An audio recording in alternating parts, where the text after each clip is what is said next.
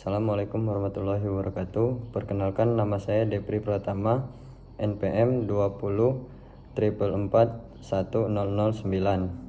Baiklah, studi kasus yang akan saya bahas kali ini yaitu teknologi informasi sebagai penunjang pekerjaan sehari-hari. Yang pertama, mencari informasi. Di era digital ini, tidak ada alasan untuk seseorang berkata tidak tahu. Teknologi informasi membuka lebar jalan menuju beragam ilmu pengetahuan yang hampir tidak terbatas.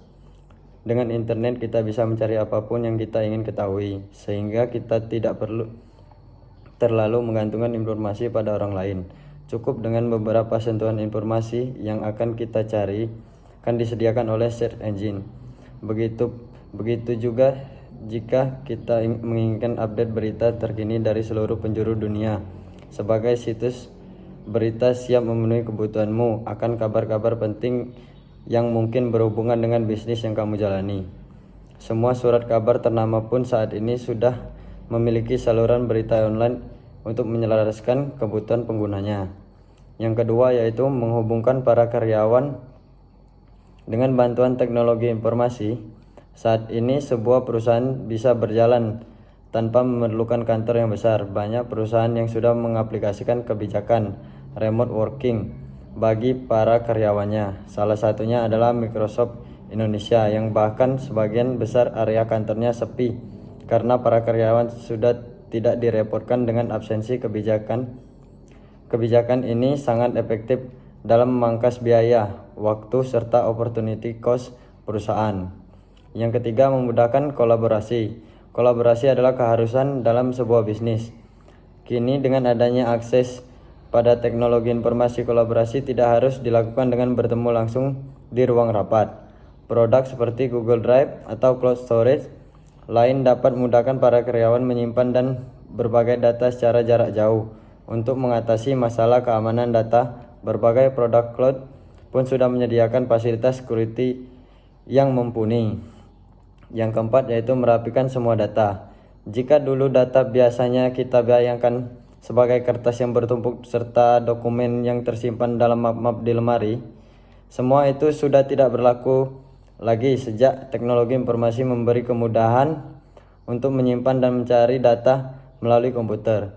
Data-data perusahaan yang berserakan di komputer pun kini sudah dapat dirapikan dengan bantuan teknologi informasi. Investasi dalam sistem database sangatlah berharga, terutama untuk memudahkan para karyawan dalam menambahkan dan mengakses data secara efisien. Yang kelima yaitu virtualisasi.